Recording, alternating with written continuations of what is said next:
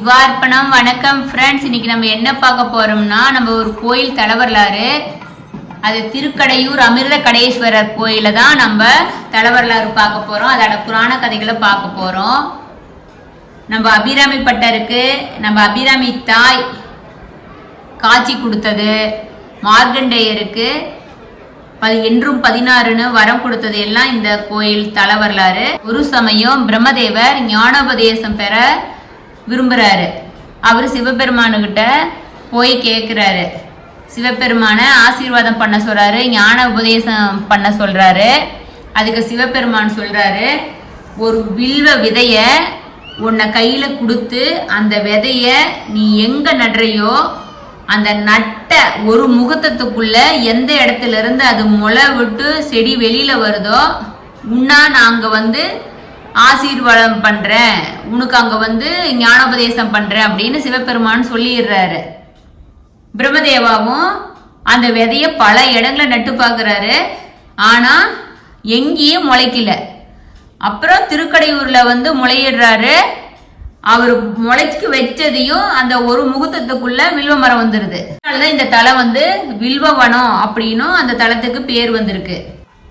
அமிர்த கடேஸ்வரர் கோயில் ஏன் பேர் வந்துச்சு அப்படின்னா, ஒரு தடவை பார்க்கடையில தேவரும் அசுரர்களும் பார்க்கடையில கடையிறாங்க. அந்த கதை உங்களுக்கு எல்லாத்துக்கும் தெரிஞ்சிருக்கும். அப்படி கடைஞ்சப்ப அந்த அமிர்தத்தை தேவர்கள் சாப்பிட்றதுக்கு முன்னாடி விநாயக பெருமானுக்கு வழிபட்டிருக்கணும். ஆனா விநாயக பெருமானை மறந்துட்டு அவங்க பாட்டுக்கு ஹாப்பியா அமிர்தம் வந்ததையும் ஹாப்பியா அவங்க பாட்டுக்கு சாப்பிடலான்னு சொல்லிட்டு அதுக்கெல்லாம் ரெடி பண்ணிட்டு இருக்கும்போது விநாயக பெருமானுக்கு நம்மளை கும்பிடாத இவங்க ஃபர்ஸ்ட் எதுவும் நினைக்காத பண்றாங்க அப்படின்னா அந்த அமிர்த குடத்தை எடுத்துக்கிட்டு வந்துடுறாரு. அதுல இருந்து ஒன்னு எடுத்துக்கிட்டு நம்ம திருக்கடையூர் கோயில்ல மறைச்சு வச்சிடுறாரு. ஒளி வச்ச இடம் தான் நம்ம லிங்கம் உருவானதுனால சுயம்பு லிங்கமா உருவானது அமிர்த கடேஸ்வர். அமிர்தத்திலிருந்து உருவானதுனாலதான் அமிர்த கடேஸ்வர் அப்படின்னு சொல்லிட்டு சொல்றாங்க. அதே போல பார்க்கடலை கடைஞ்சு அமிர்தம் வந்துருது. அசுரர்களுக்கு கொடுக்காத தேவர்கள் மட்டும் சாப்பிட்றதுக்காக அதை எடுத்துக்கிட்டு வர்றாங்க. வரும் வழியில குளிக்கிறதுக்காக இந்த கோயிலுக்கு பக்கத்துல வரும்போது அந்த குடத்தை இறக்கி வச்சுட்டு குளிக்க செல்றாங்க.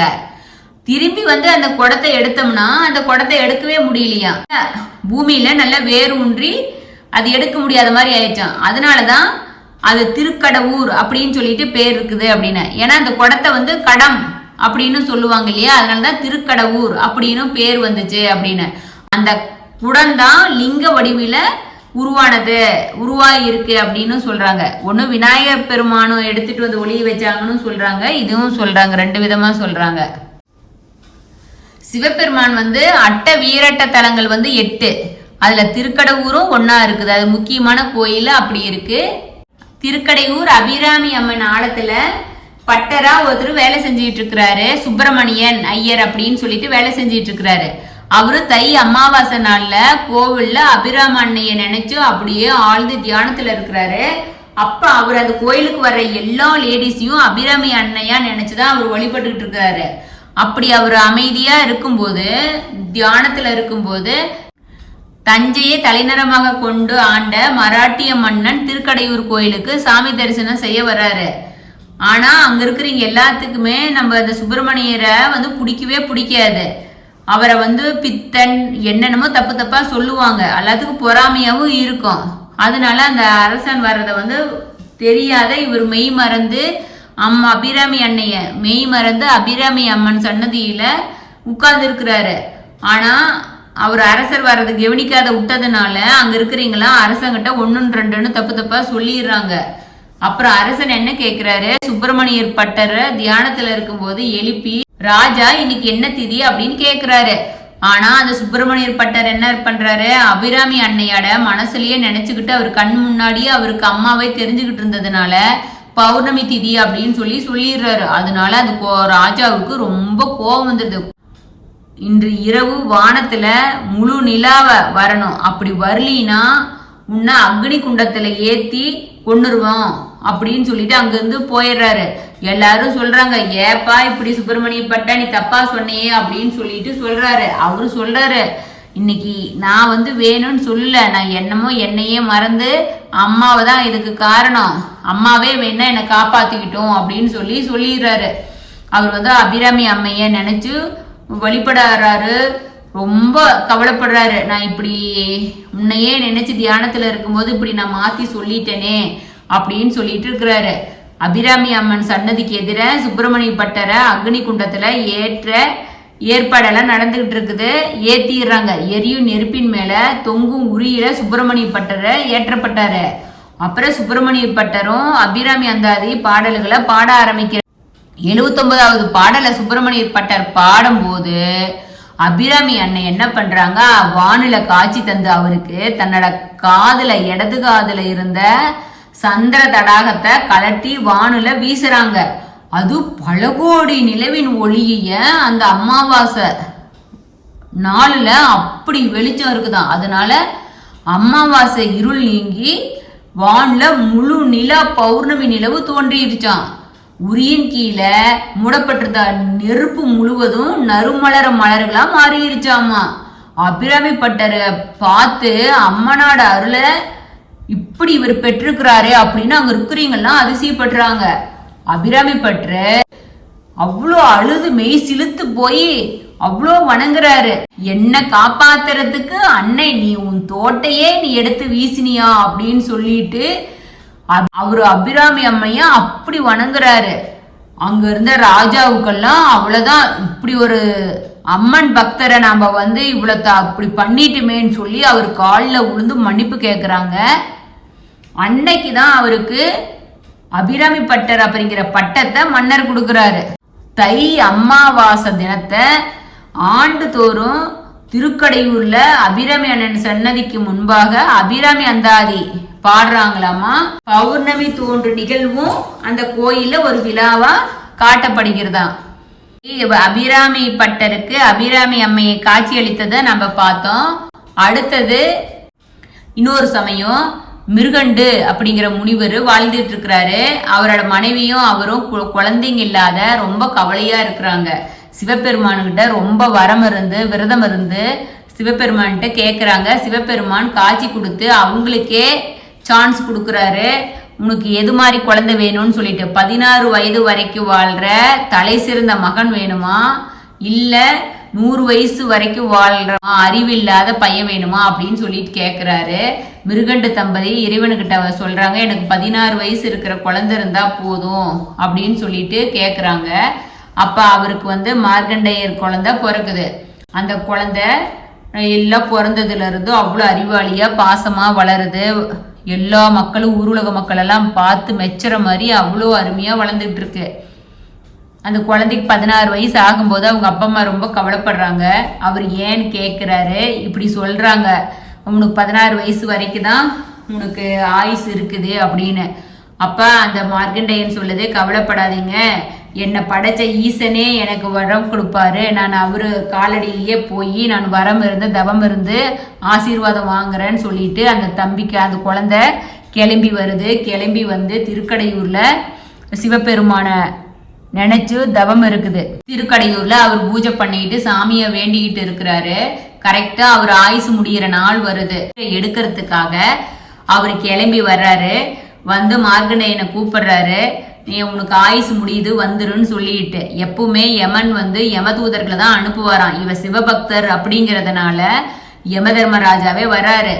ஆனா மார்கண்டேயர் வரமாட்டேன் அப்படின்னு சொல்லும் போது போய் சிவனை கட்டி பிடிச்சுக்குது மார்கண்டேயர். யமதர்மன் என்ன பண்றாரு, அவரோட கயித்தை வீசுறாரு. வீசும்போது அந்த பாச கயிறு சிவபெருமானையாட லிங்கத்தாட சேர்த்தி இழுத்தி கட்டிடுது. அவர் இழுக்கும் போது அதுதான் சிவபெருமான் லிங்கத்துல அந்த இடத்துக்கு தழும்பு இருக்கும். அபிஷேகம் நடக்கும் போது உப்பவும் தெரியும் அப்படின்னு சொல்லுவாங்க ஃப்ரெண்ட்ஸ். அந்த லிங்கத்திலிருந்து வெடிச்சு சிவபெருமான் வெளியில வர்றாரு. வந்து அப்படியே யமதர்மனை சொல்றாரு, நீ என் பக்தன், நீ விட்டுரு அப்படின்னு சொல்றாரு. இந்த உலகத்துல படைச்சு எல்லா நீதி நேர்மைகளை உருவாக்குனது நீங்க தான்.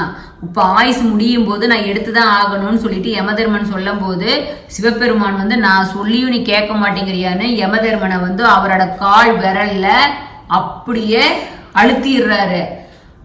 அழுத்த முடியும். யமதர்மன் செத்து போயிடுறாரு. அதுக்குதான் காலசம்ஹார மூர்த்தி அப்படின்னு ஆகுது. அவரு யமதர்மனை அவரோட காலுக்கடியிலேயே வச்சிருக்கிறாரு. அப்புறம் யமதர்மன் யமதர்மன் இப்படி சிவபெருமான் காலுக்கடியில் இருக்கிறதுனால உலகத்தில் இருக்கிற ஒரு உயிரும் சாவுல. அதனால பூமாதேவிக்கு வெயிட்டே தாங்க முடியாத, பாரம் தாங்க முடியாத சிவபெருமான்கிட்ட வந்து கேக்குறாங்க. அவர் பூமாதேவி, பிரம்மா, மகாவிஷ்ணு எல்லாரும் வந்து சிவபெருமான்கிட்ட கேக்குறாங்க, யமதர்மன் உயிர் பிழைக்கலினா இந்த பூமியை எப்படி காப்பாற்ற முடியும் அப்படின்னு சொல்லுது. அதனால சிவபெருமான் மனம் இறங்கி யமதர்மனுக்கு உயிர் கொடுக்குறாரு. உயிர் கொடுத்த பிறகு என்றும் 16 அப்படின்னு மார்க்கண்டேயனுக்கு ஆசி வழங்கிடுறாரு. அதனால யமதர்மன் வந்து மார்க்கண்டேயன் உயிரை எடுக்க முடியாது, திரும்பி போயிடுறாரு. என்னை நம்பி என்னோட பக்தனுங்க நீ கை தொடக்கூடாது அப்படின்னு சொல்லி யமதர்மனாவை அனுப்பிடுறாரு. அதனாலதான் இது வந்து கால சம்ஹார மூர்த்தியாகவும் திருக்கடையூர்ல இருக்குது. யாருக்கெல்லாம் ஆயுள் குறைவா இருக்கோ அவங்க சிவபெருமானை போய் வழிபட்டா அவங்களுக்கு ஆயுள் கூடும் அப்படின்னு சொல்லுவாங்க. இத்தலத்துல இன்னும் 2 பெருமை இருக்கு. என்னன்னா 63 நாயன்மார்கள ஒருத்தரான குங்குளிய நாயனாரு, காரி நாயனார் 2 பேர்த்த பத்தி பார்க்கலாம். குங்குளிய நாயனாரு எப்பவும் சிவபெருமானுக்கு சாம்பிராணி போட்டுக்கிட்டே இருப்பாரு, குங்குளியம் போட்டுக்கிட்டு இருப்பாரு. அவருக்கு அது பணம் இல்லைன்னா கூட மனைவியோட தாலியை வாங்கி வித்து சாமிக்கு போட்டதுனால சிவபெருமான ஆசி வழங்குறாரு, காட்சி கொடுத்து. 63 நாயன்மார்கள் அவரு ஒரு நாயன்மாரா ஆயிராரு. இன்னொன்னு காரி நாயனாரு, அவரு அரசங்கிட்ட எல்லாத்திட்டையும் போய் வாங்கிட்டு வந்து பல திருப்பணிகளை செஞ்சு தீபம் ஏற்றிக்கிட்டே இருப்பாரு. அவருக்கு எவ்வளோ மணி இல்லைனாலும் சரி எல்லாத்திட்டையும் போய் பிச்சை எடுத்துனாச்சும் வந்து அவங்க வீட்டில் இருக்கிறதெல்லாம் ஒவ்வொன்றா வித்துனாச்சும் அவர் அந்த பூஜையை பண்ணிக்கிட்டு இருப்பாரு. அதனால சிவபெருமான் அவருக்கும் ஆசி புரிஞ்சு அவரையும் 63 நாயன்மார்களா ஒன்னா இந்த தலத்துல தான் நாயன்மார்களா ஆனாரு. அதனால திருக்கடையூர் அமிர்தகடேஸ்வருக்கு அந்த பெருமையும் இருக்கு. நம்ம 63 நாயன்மார்களை அப்பரும் சம்பந்தரும் இந்த தலத்துல ஒன்னா சேர்ந்து வந்து இந்த தலத்துல இறைவன் மேல பாட்டு பாடி நம்ம குங்குளிய கலைய நாயனார் திருமணத்துல தங்கி இருந்த பெருமையும் இருக்கு. இந்த கோயில்ல தீபமேத்தி வழிபடுறது மிக சிறப்பா இருக்குது. இந்த கோயிலுக்கு எருக்காட்டுச்சேரி அப்படிங்கிற கிராமமே கோயிலுக்கு சொந்தமா இருக்குதுன்னு கல்வெட்டுல எழுதியிருக்கு. இந்த கோயில்ல அகஸ்தியரு, புலஸ்தியரு, துர்க்கை, வாசுகி, பூமாதேவி முதலான பல தெய்வங்கள் இங்க வந்து வழிபட்டிருக்காங்க. நம்ம விநாயக பெருமான் அமிர்தத்தை தூக்கிட்டு வந்து ஒளிச்சு வச்சாரு இல்லையான்னு சொல்லாங்க இல்லையா, அதனால அந்த விநாயகருக்கு இங்க கள்ள விநாயகர் சன்னதி அப்படின்னு தனிய ஒரு சன்னதியே இருக்கு விநாயக பெருமானுக்கு. தலத்தோட சிறப்புன்னா நம்ம கார்த்திகை மாசம் திங்கக்கிழமை மூலவர் சன்னதிக்கு எதிரே உள்ள சங்கு மண்டபத்துல வலம்பரி சங்குடன் கூடிய 1008 சங்கு வச்சு இறைவனுக்கு அபிஷேகம் நடைபெறும். அந்த சமயத்துல மட்டும்தான் நம்ம சிவபெருமான் திருமேனி வஸ்திரம் ஏதுமின்றி நம்ம தரிசிக்க முடியும். அப்ப பார்த்தோம்னா அந்த காலன் பாசக்கயிறு மேல விழுந்த ஏற்பட்ட அடையாளம் அந்த தழும்பு இருக்கும். அதே போல காலனை சம்ஹாரம் பண்றதுக்கு அந்த லிங்கத்தை பிளந்து வெடிச்சுக்கிட்டு வந்ததுனால அந்த லிங்கத்தின் உச்சியில அந்த பிளவும் நல்லா தெரியும், நீங்க அப்ப பார்க்கலாம். அதனால அந்த நாள் போனீங்கன்னா நீங்க இதெல்லாம் சாமியை தரிசனம் பண்ண முடியும்.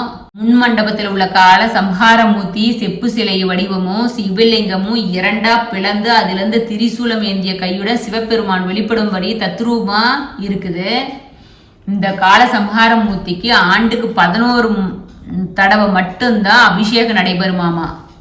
நம்ம அப்படி அபிஷேகம் நடக்கும்போது நம்ம இறைவனோட திருமேனியோட அழகை கண்டு நம்ம பார்த்து ரொம்ப தரிசிக்கலாம், சந்தோஷப்பட்டுக்கலாம்.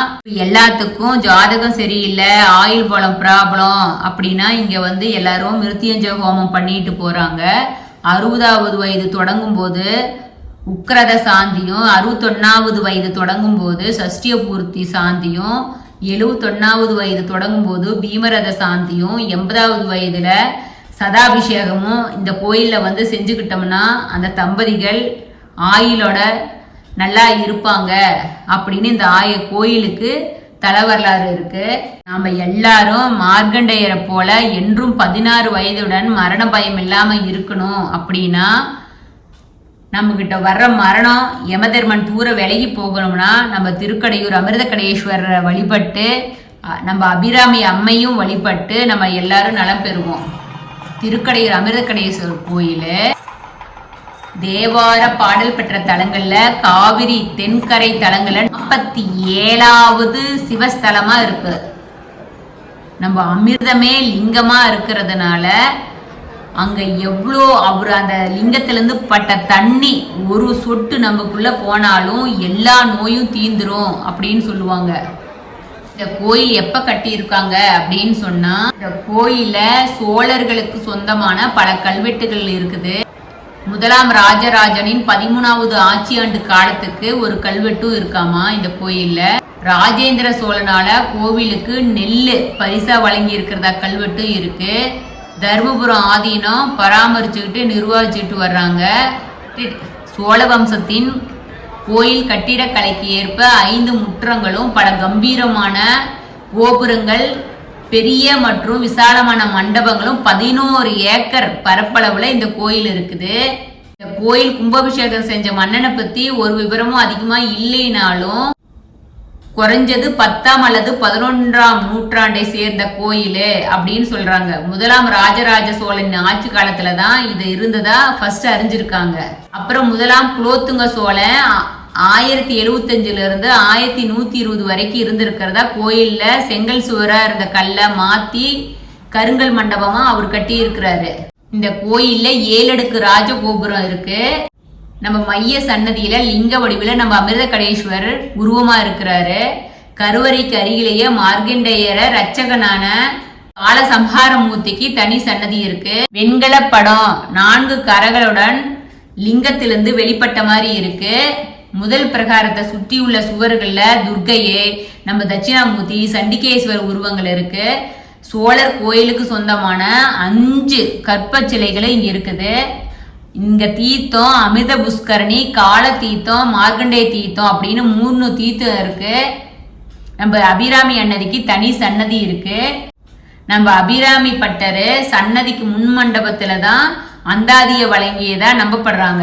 கால சம்ஹார மூர்த்தியை வழிபடும் மார்கண்டேயருக்கும் தனி சன்னதி இந்த கோயில்ல இருக்கு.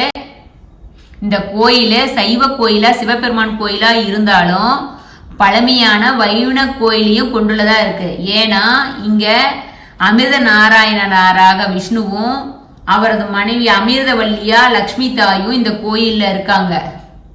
நம்ம அபிராமி அன்னதி சன்னதிக்கு கிழக்கு நோக்கியவாறு நுழைவு வாயிலும் கோபுரத்துக்கு அருகிலேயே இருக்கு. அபிராமி பட்டர் கதை தொடங்கினதே 11ஆம் நூற்றாண்டு அப்படின்னு சொல்றாங்க. அதனால இந்த கோயில் அவ்வளவு பழமையான கோயில். அதாவது பிரம்மதேவரே வில்வ மரத்தை விதைய போட்டு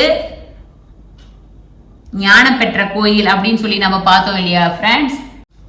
எப்படி இங்க காரி நாயனாரு தீபம் ஏத்தி சிவபெருமானுகிட்ட 63 நாயன்மார்களா ஒருவரா ஆன மாதிரி நாமளும் கோயிலுக்கு போனா தீபம் ஏத்தி வழிபடணும், ஒரு தீபம் நாத்து ஏத்தணும் நம்மளால முடிஞ்ச அளவுக்கு அப்படிங்கிறது தான். அப்படி தீபம் ஏத்த ஏத்த நம்மளோட வாழ்க்கை உயரும், வெற்றி அடையும். தீபம் போல நம்ம வாழ்க்கை ஜொலிக்கும் அப்படிங்கிறது இதுவே ஒரு உதாரணம்.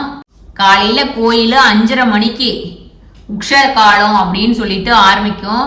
8 மணிக்கு காலசாந்தி பூஜையும், 10 மணிக்கு உச்சிக்கால பூஜையும், மாலை 6 மணிக்கு சாயரக்ஷ பூஜையும், இரவு 8 மணிக்கு 2ஆம் களம் பூஜையும், இரவு 10 மணிக்கு அர்த்தஜாமம் அப்படிங்கிற 4 படிகள் கொண்ட ஒவ்வொரு சடங்கு அபிஷேகம் அமிர்த கடேஸ்வரர் அபிராமி அம்மை இருவருக்கும் நடக்கும்.